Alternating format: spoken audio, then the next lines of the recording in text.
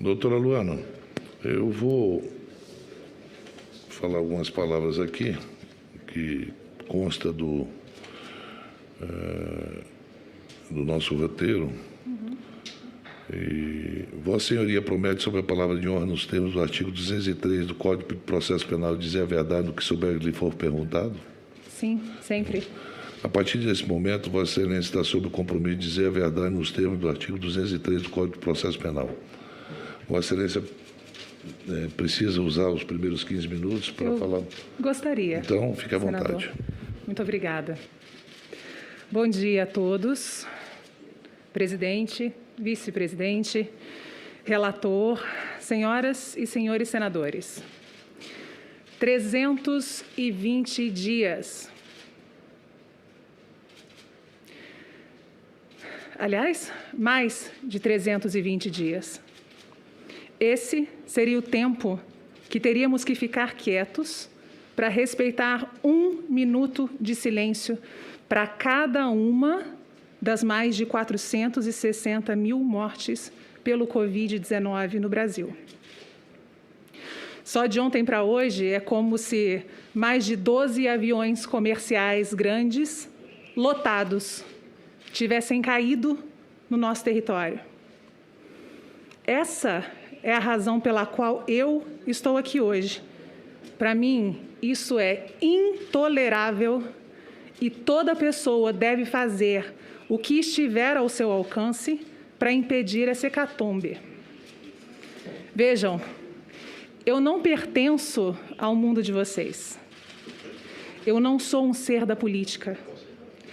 Eu sou médica, infectologista, epidemiologista, técnica, leal aos meus pacientes e guiada pelo juramento médico que eu fiz.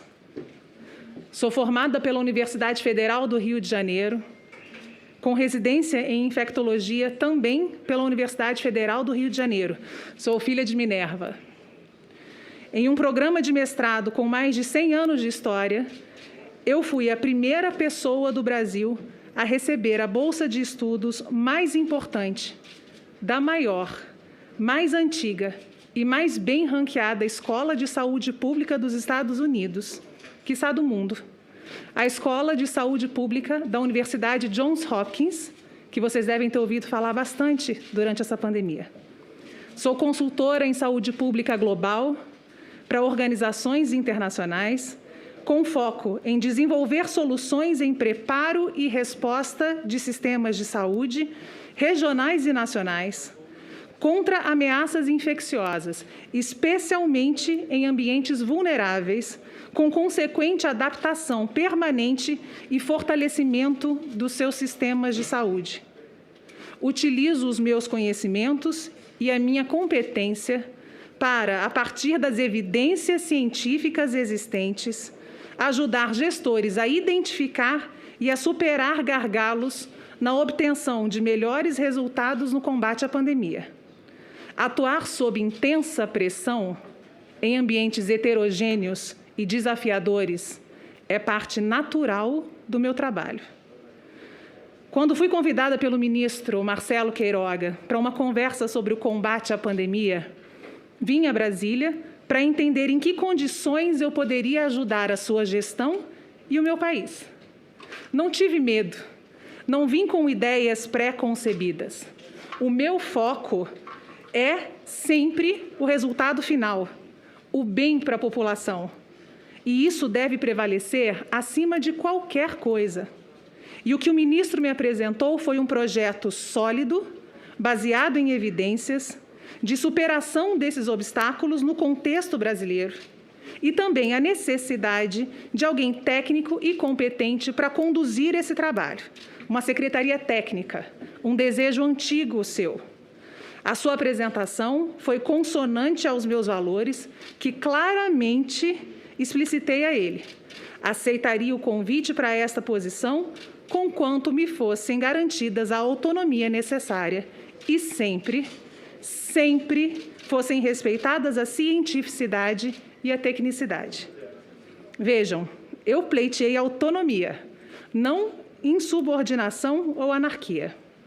Entendo que essa secretaria faz parte de uma estrutura e deve se aproveitar dela, mas que para atingir seus objetivos precisaria ter a autonomia necessária para agir, no que fui prontamente respondida pelo ministro de forma afirmativa e concreta.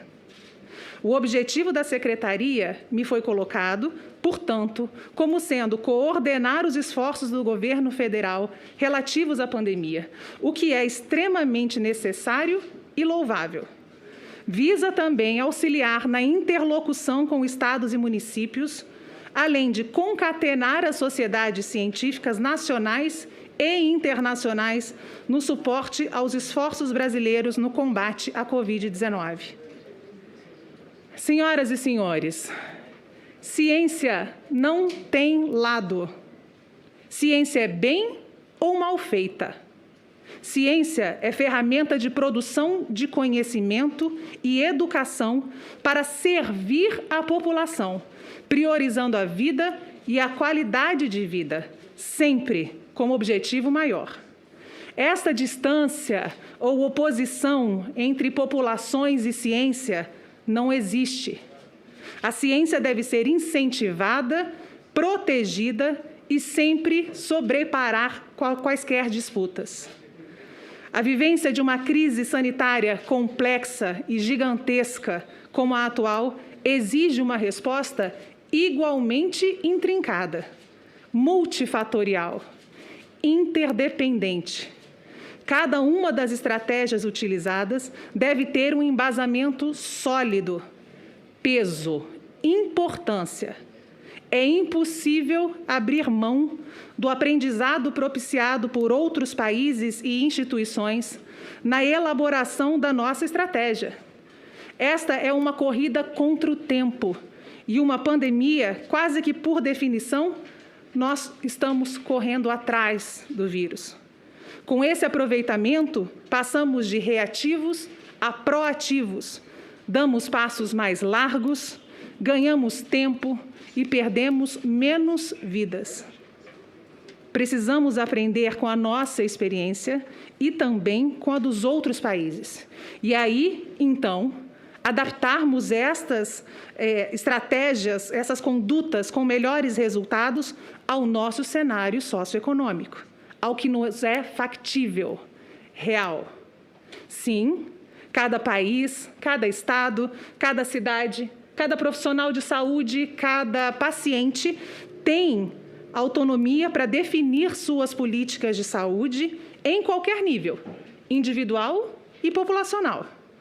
Mas é muito, muito perigoso que abramos mão deste intercâmbio e cedamos a uma mistura aflitiva, não exclusiva nossa, vejam bem, de falta de informação, desespero e arrogância.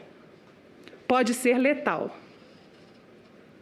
Cabe aos senhores aqui investigar o que bem entenderem e à justiça decidir sobre o que vocês levantarem aqui. A profissionais como eu, cabe continuar exercendo o nosso papel, a despeito de qualquer cortina de fumaça.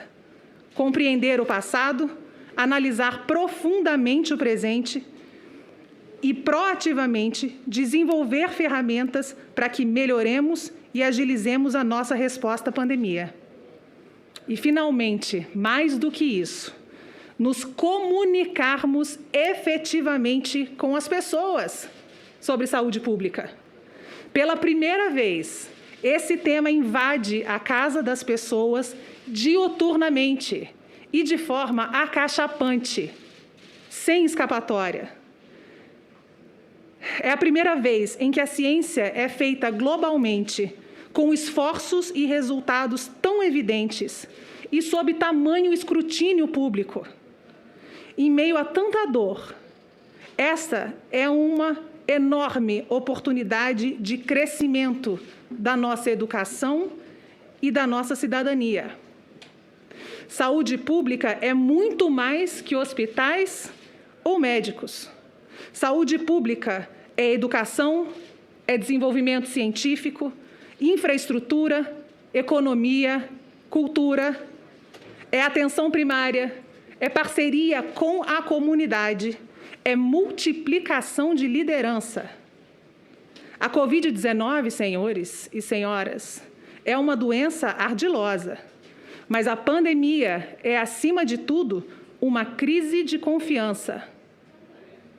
Pelos nossos erros, todos perdemos a confiança do povo.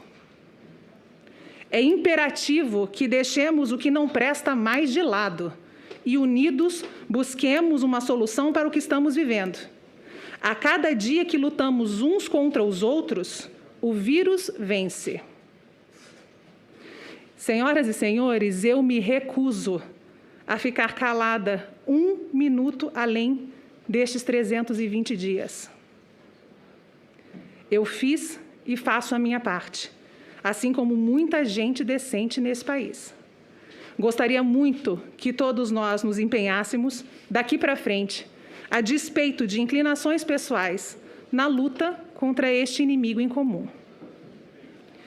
Contando com a civilidade de vocês, eu estou à disposição. Muito obrigada.